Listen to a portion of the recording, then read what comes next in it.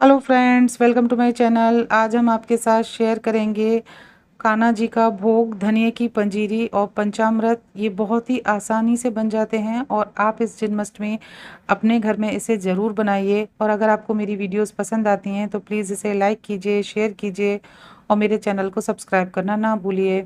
तो सबसे पहले हमने एक पैन ले लिया है और इसमें हमने डाला है 1 कटोरी साबुत धनिया। अब इस धनिये को हम भून लेंगे।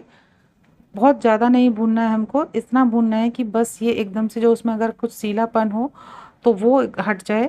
और इतना भून लेना है कि जब आप इसको हाथ से दबाएं तो ये आसानी से टूट जाए। इतना भूनने के बाद हम इसको ठंडा होने देंगे और ठंडा होने के बाद हम इसको पीसेंगे।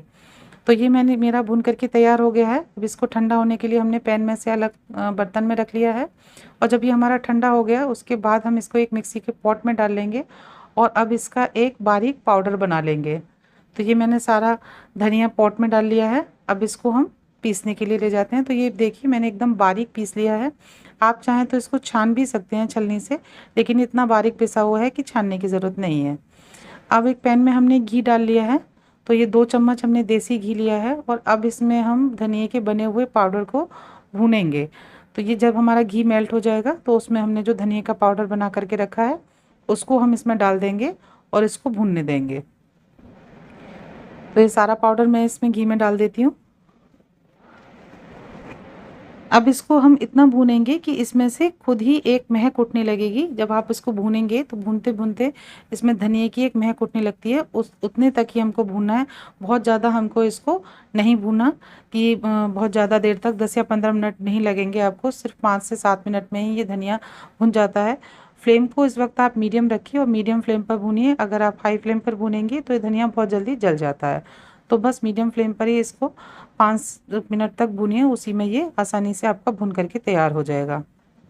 तो ये मेरा धनिया का पाउडर भी भुन करके तैयार हो गया है। अब इसकी भी फ्लेम को हम ऑफ कर देंगे और इसको भी हम दूसरे बर्तन में ट्रांसफ़र कर लेंगे ताकि ये हमारा धनिया का पाउडर बिल्कुल ठंडा हो जाए। क्योंकि अगर गर्म में हम सारी चीज़ें मिलाएंगे ना तो फिर उससे हमारा धनिया ख़राब होने का चांसेस रहेंगे। तो ये बिल्कुल ठंडा होने के बाद हम इसको फिर अपनी सारी चीज़ों को इसमें ऐड करेंगे। तो बिल्कुल ये हमारा भुन करके तैयार है। अब इसको हम बदल लेते हैं, दूसरे बर्तन में निकाल लेते हैं ताकि हमारे पैन की गर्मी की वजह से धनिया ख़राब ना हो। तो ये मैंने एक कांच के बोल में निकाल के रख लिया है और इसको पूरी तरीके से इस तरीके से हम ठंडा कर लेंगे। और ठंडा करने के बाद हम इसमें अपनी बाकी की सारी चीज़ें ऐड करेंगे। तो उसी कटोरी के नाप से जिससे हमने धनिया लिया था उसी से हमने इसमें लिया है बूरा।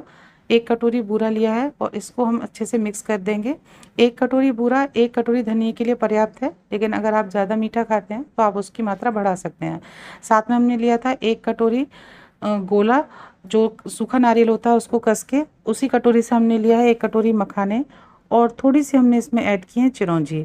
ये सारी चीज़ों को हम अच्छे से मिक्स कर देंगे। अगर आप फ्रेश बना रहे हैं, तभी की तभी बना के खा रहे हैं, तो आप अपने फ्रूट्स को काट के रख लीजिए और फिर उनको भी इसमें ऐड कर सकते हैं। अब ये मैंने तुलसी के पत्ते इसमें डाले हैं, क्योंकि तुलसी के पत्ते आप कान्हा जी का भोग बना रहे हैं तो तुलसी के पत्ते उसमें बहुत ज़रूरी होते हैं। और अब इसके साथ आप फ्रूट्स भी काट के डाल सकते हैं इसमें। और जैसे आप तुरंत बना रहे हैं तो सेब, केला या कोई से भी फ्रूट्स जो आपको पसंद है वो सब आप इसमें काट कर के इसमें पंजीरी में ऐड कर सकते हैं। तुलसी पत्ता आप ज़रूर ऐड कीजिए, क्योंकि कान्हा जी के भोग में तुलसी पत्ता का बहुत महत्व होता है। तो ये हमारी धनिया की पंजीरी बन करके तैयार है। अब हम चरणामृत बना लेते हैं। तो चरणामृत बनाने के लिए सबसे पहले एक बोल में हम डालेंगे 1 कप दूध। आपको गाय का दूध मिल जाए तो बहुत अच्छी बात है, लेकिन अगर गाय का दूध ना मिले तो आप भैंस के दूध का भी यूज़ कर सकते हैं। साथ ही में उसी में हमने डाला है 1 कटोरी दही और दही और दूध को हम अच्छे से मिक्स कर लेंगे। चाहे तो आप चम्मच से भी मिक्स कर लीजिए। पंचामृत में दही के टुकड़े भी अच्छे लगते हैं, लेकिन अगर आपको नहीं पसंद तो इस तरीके से रई से आप इसको अच्छे से दही को और दूध को मिक्स कर लीजिए। अब इसमें 1 कटोरी हमने डाले हैं मखाने। मखाने को हमने 1 में से 2 टुकड़े कर लिए थे। साथ में हमने डाली है इसमें चिरौंजी। अब हम इसमें ऐड करेंगे 1 चम्मच शहद का। पंचामृत में शहद बहुत इम्पोर्टेंट होता है और इससे इसका स्वाद भी बहुत अच्छा हो जाता है। और ड्राई फ्रूट्स आपको जो जो पसंद हैं आप उतने सब ड्राई फ्रूट्स को भी डाल सकते हैं। और अब इसमें डालेंगे हम 1 चम्मच घी। देसी घी का यूज़ किया है मैंने।